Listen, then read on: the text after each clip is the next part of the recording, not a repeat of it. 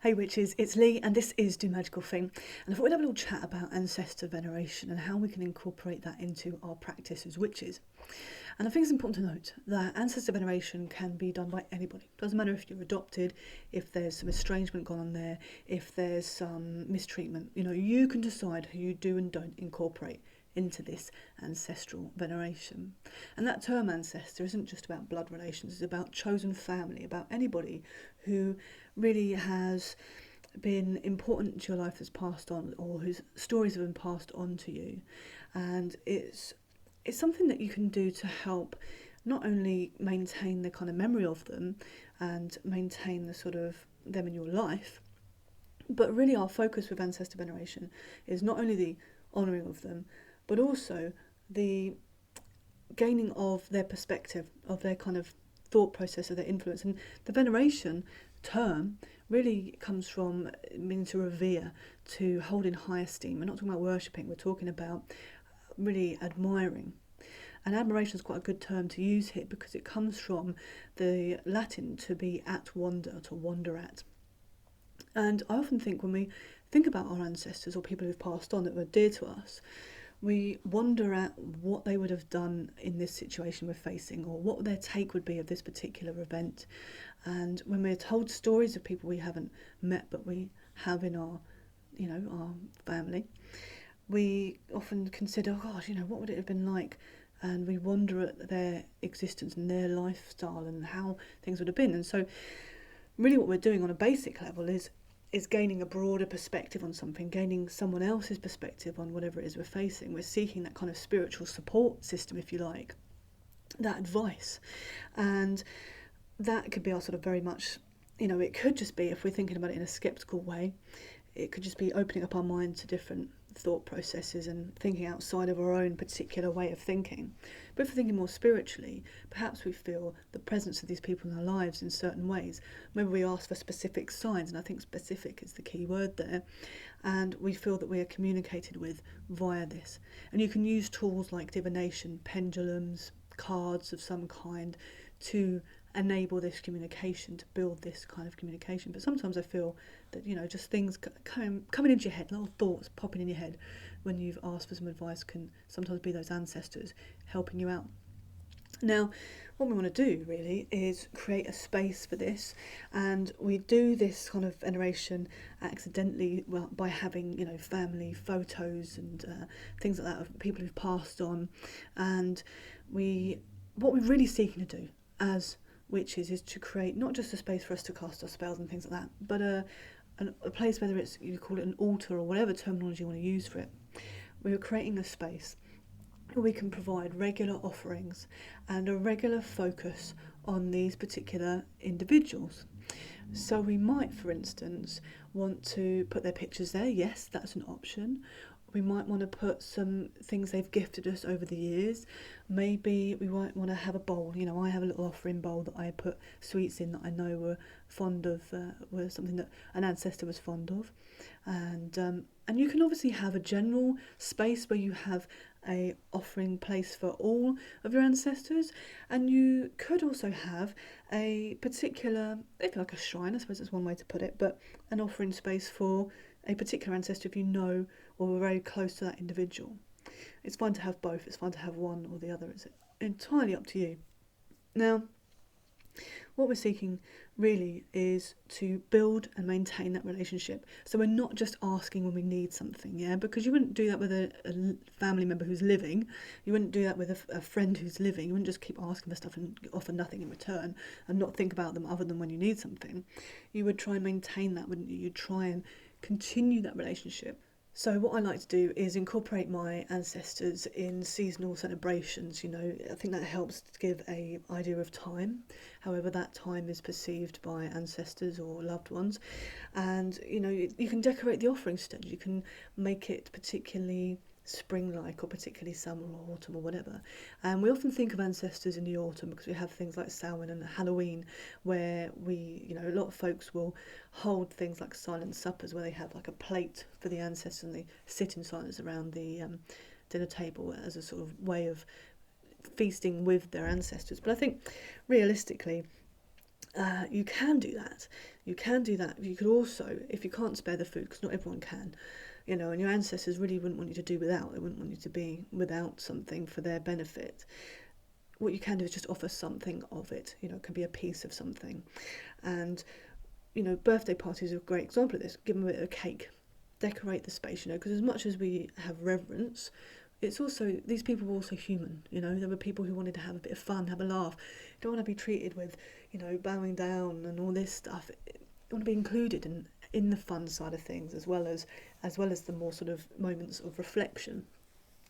So have this bit of fun, and you know, cultures will vary, and there'll be certain traditions that you know, have ancestor sort of veneration built into them. So you know, look at that and incorporate that if that is something that is appropriate to you. For me personally, I make my little offerings, and sometimes I make bigger offerings, but regularly I will make offerings on the new moon, and that's because the new moon, you know, isn't visible to us, but we know it's still there. And that for me is like ancestors. What are we seeking from the ancestors? You know, we're giving, what are we seeking? Now, obviously we can seek things like general protection, you know. These are people who are kind of between spaces, if you like, were here, are no longer, but can occupy that in between. And so for me, I think of ancestors as kind of spiritual bodyguards in a way, spiritual protection. And they can also be there just to support you, to assist you and to help you raise energy, things like that. So you might ask for their assistance in a working, or just ask for them to be present. Another thing that I feel is particularly helpful is if they had a certain skill set. Maybe one of them was a particularly good cook, or one of them was a particularly good communicator. You might make a specific offering to that person to assist you with, say there's a dinner party coming up, you need to make a meal and you think, oh cripes, I've bitten off a bit more than I can chew here. You might make an offering to that specific person and go, hey, I need a hand with this cooking and malarkey, you know, and picture them in the kitchen with you.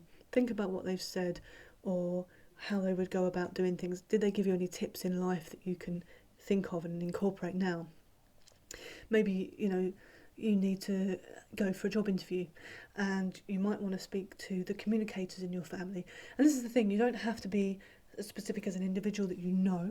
Obviously that's helpful, but if you're speaking to your wider family line, or your wider family, whoever, you know, your chosen family, whatever it is, you can make an offering and go, I'm speaking to, or I'm offering to the communicators in my family, and I'm seeking your assistance with this interview I've got tomorrow.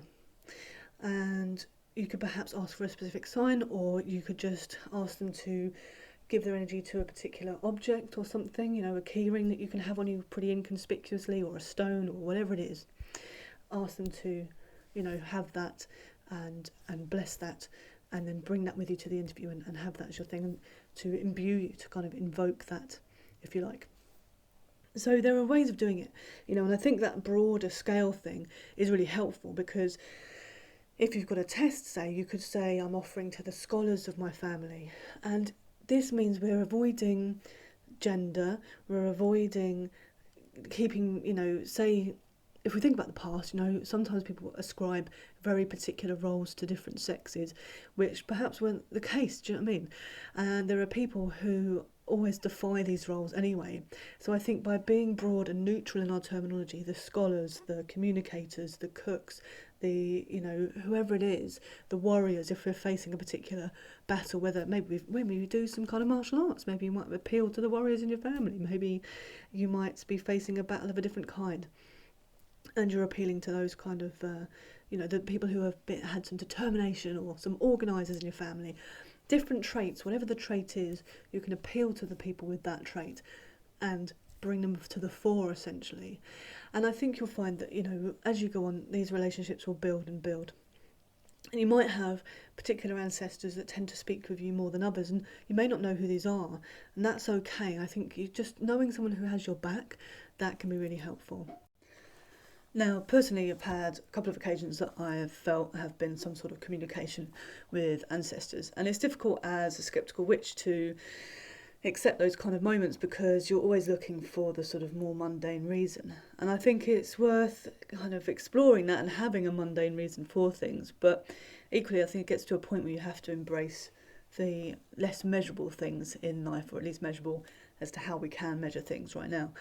And one of those occasions was when I was on a commute to work, and it was a particularly cold day, and my step-grandfather had died relatively recently, and we got some of his clothes, and one of those was his kind of fleece. He always wore this fleece. It was one of those things when you think of a person and you have a picture of what they would be wearing, that was that. And so I put it on and put my hands in my pockets, and this commute was a bus, a train, another train. So I do the whole commute. I get to the last bit where I'm just pulling into the station, and I realise at that point that I've left my wallet at home, and I have my train pass, separately in a little wallet. So I think to myself, what am I going to do? I've got 12 hours or so and no money and need lunch and all this sort of stuff. And I was thinking, what am I going to do? And I put my hands in my pockets. Bear in mind, I'd had them in the pockets for most of the journey, but it wasn't until this point that in the very corner I found the most folded up tenner or £10 note that you've ever seen. And it was like my granddad was saying, there you go, you're sorted. And just one last little bit of looking out for me kind of thing. And I used his pestle and morton. You've seen this before in another video. I used this for spell work because he was a very good craftsman. And so I really value that, and I really kind of try and continue to honour him. But that was a really interesting occasion where I was a bit like, okay.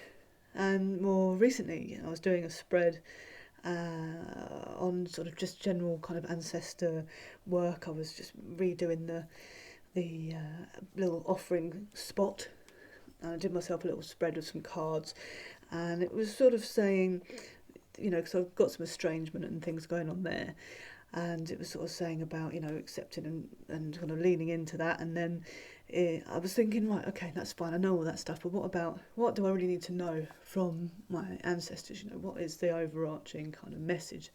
And I pulled a card that was particularly about a protective female presence, and particularly maternal, and a protective kind of all that sort of thing that was missing in my life. And I think that was really an interesting card to pull at that time, or at least missing in the traditional sense of who that person should be.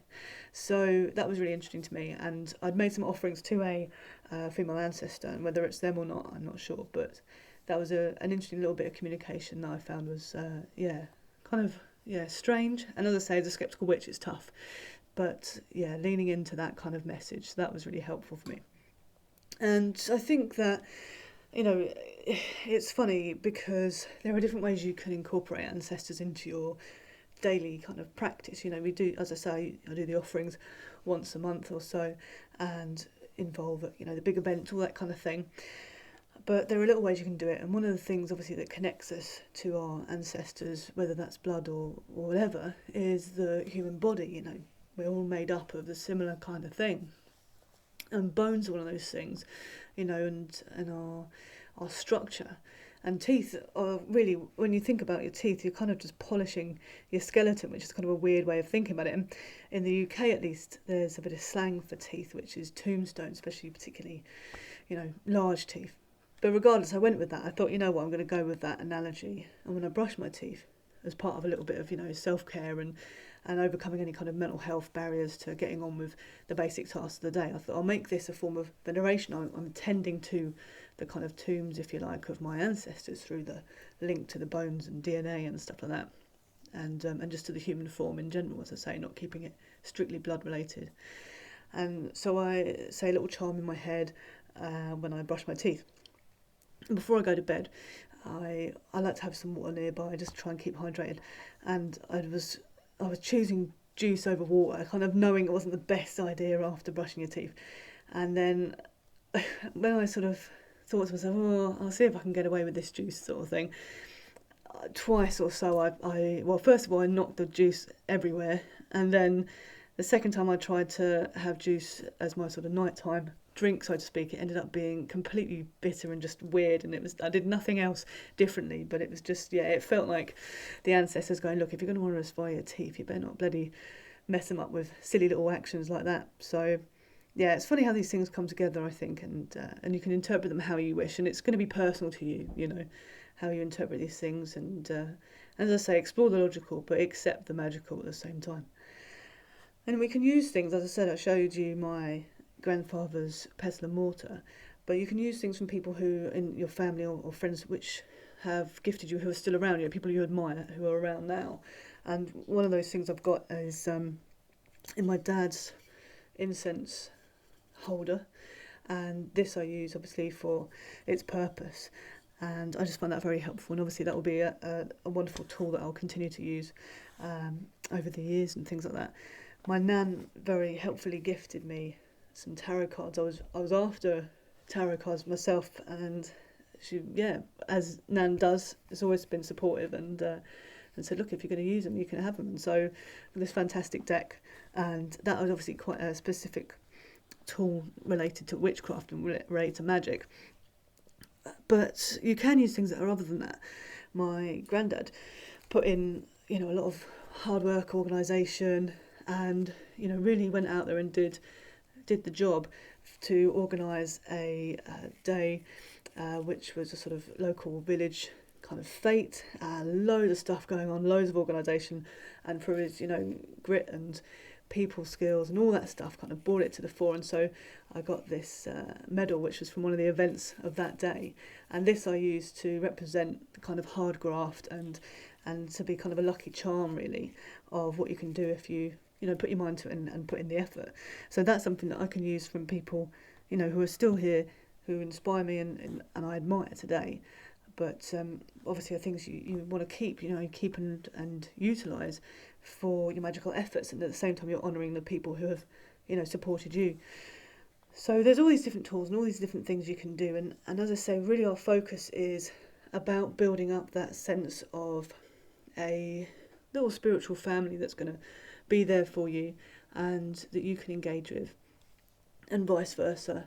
And I think it's important, as much as I think the thing is we've got to accept that this family is going to be diverse. It's going to be lots of different people, lots of different perspectives, and that we're not asking them to believe what we believe, and we're not looking for the witches. I think a lot of times people will do the whole sort of genealogy thing, looking for people accused of witchcraft, and reality is they're not going to be witches in the most part, unless there's some specific cunning folk that you find. They're not going to be witches, because the people who are accused of witchcraft are often just victims of the religious society of the time. And we see this especially in Salem, and the misnomer that those who were executed in Salem were witches. They were actually just victims of the puritanical society that they lived in, and were really, there's that phrase, isn't there, with the whole, we're the daughters or the granddaughters of the witches you couldn't burn, and it's a feminist phrase rather than a witchcraft phrase. What they're emphasising with that phase or that phrase is really that we're the resistant women, they're the people that don't fit in with your definition of what a woman should be, and not only obviously is that a very gendered term, and specifically in this case because it's a feminist sort of statement, but it's also something that is more of a political phrase than a literal phrase. And you see a lot of folks quoting this in witchcraft groups and saying and getting very personally offended about the burning times, as that has been said. And actually, when we look at history, when we look at our witchcraft history, we see that these people were just people, men and women, who really just were in the wrong place at the wrong time, or too rich, or too outspoken, or too whatever it was for society's kind of idea of what that particular person or people should be. And so we need to move away from that idea that we're seeking these witches in our family tree, because if we've got cunning folk, and some people do come from lineages where they have particular crafts people in them, if you've got that, that's fine. But if you haven't, that's also okay. You can be the first to do something. It doesn't make it any less valid, and your ancestors will support you regardless. And again, we're seeking the ancestors out who are who are aligned with us, who are seeking to assist us, and there's always going to be someone who has got your back. So hopefully this gives you an idea of different ways of incorporating it. And really, ancestor veneration can be quite mundane. It can be the little things. It doesn't take a huge deal of effort. It just takes consistency, and I think that's really the key. So we're going to do a little exercise on, and it's a very simple one that can be used by witches who practice openly or covertly, and hopefully get you to identify what you really want to get out of ancestor veneration. We've done the magical theory, let's do the magical thing. Okay, witches, here's our magical thing to do. We're going to make ourselves a tree of admirables. So these are folks, whether they're blood relations, chosen family, family friends, doesn't matter, who we admire, whose memory we want to continue, and who we feel that we can have some kind of spiritual support network with, and that we're willing to, make those offerings, and they can offer us something, some kind of wisdom, some kind of guidance, and we want to list them out and write next to them what it is about them particularly that will help support us. If we were picking up the phone, what about them would be that skill set. So maybe you're facing a really tough challenge, and you remember an old tale about a great aunt who was a resistance fighter, yeah? And obviously she might face different challenges to you, but you could say, look, I need a little bit of that bravery, I need a little bit of that resilience. Can you give me a hand, make your offering of some kind? And maybe that particular aunt Zelda liked cigarettes, so you might make an offering of tobacco or of a lighter or of something along those lines. Really think about what each individual person would really be keen on. If they were coming around, what would you make sure you had in the cupboard?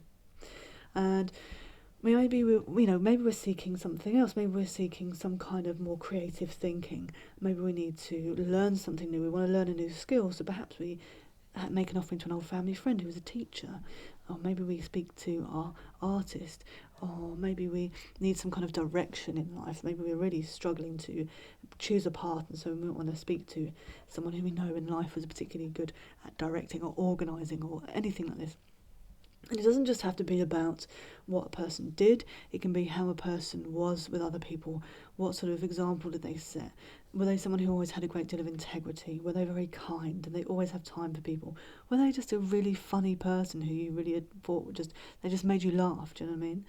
And you can put all these people down and then really write one thing for each person that is the trait that you most admire, and that for me looks a little bit like this. I'll show you my list here. So my admirables, I've got a few folks in my family that I particularly want to incorporate, and as I say, that's chosen family as well.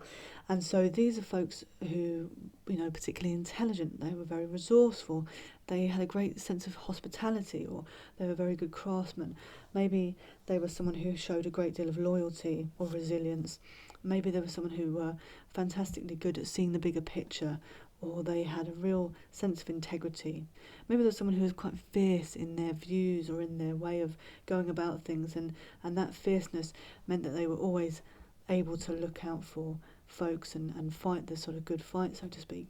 As I say, maybe this person was particularly kind. So this is my list personally. Go through these folks that you've curated into your family tree, your tree of admirables, and make your list of what it is that you like. And from this list, obviously, we can just keep this in our book of shadows, in our grimoire, or our witch's journal, whatever we want to call it. Or we could potentially put, some pictures with these particular words if we have pictures. And we could also make it a little bit more arty. So maybe we might want to make ourselves something like this, a literal sort of tree as such, and get a little bit creative there. Or maybe we might want to do it a little bit differently in terms of making it like a kind of spell board. And what I mean by that is and my sort of own personal preference was using this corkboard here. I've made a piece of kind of spell art, I suppose, witching art.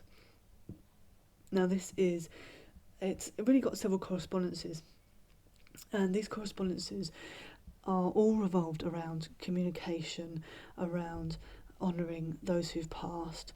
And as I say, I've got my list of these particular things here, and again, you can have names and this under the name, or a picture if you really want to, but I think this is really the key side of things, because not, those individuals that we're appealing to are not just one-sided or one-trick ponies, and we can really have a bit of nuance there by not being totally specific, but having some sort of sense of where and what it is we're seeking.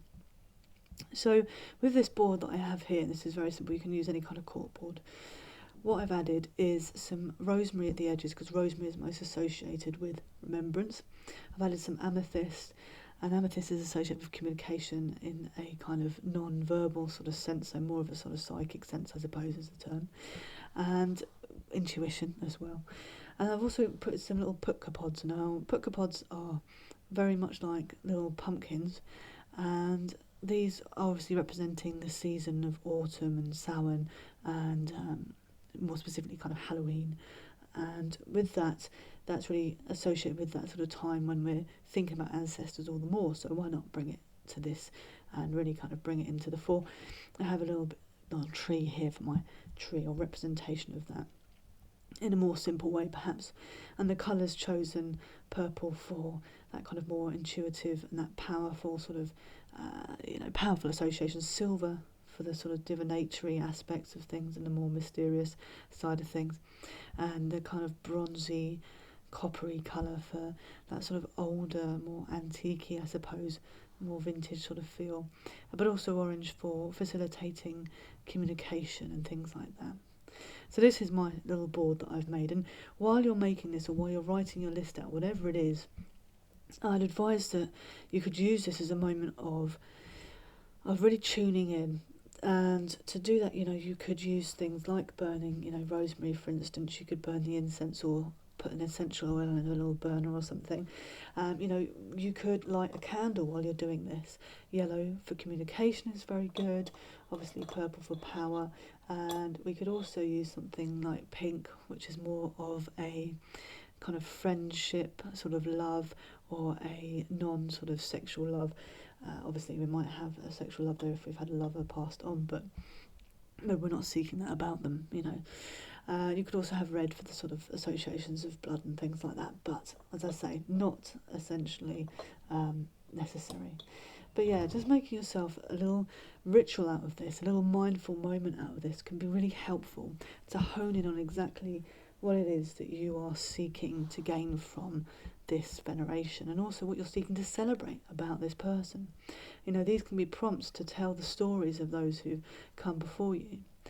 And now, what do you do if you don't really have like specific individuals? Well, you can just put things like the scholars, the creatives, the organisers, anything like that. You're really appealing to those folks.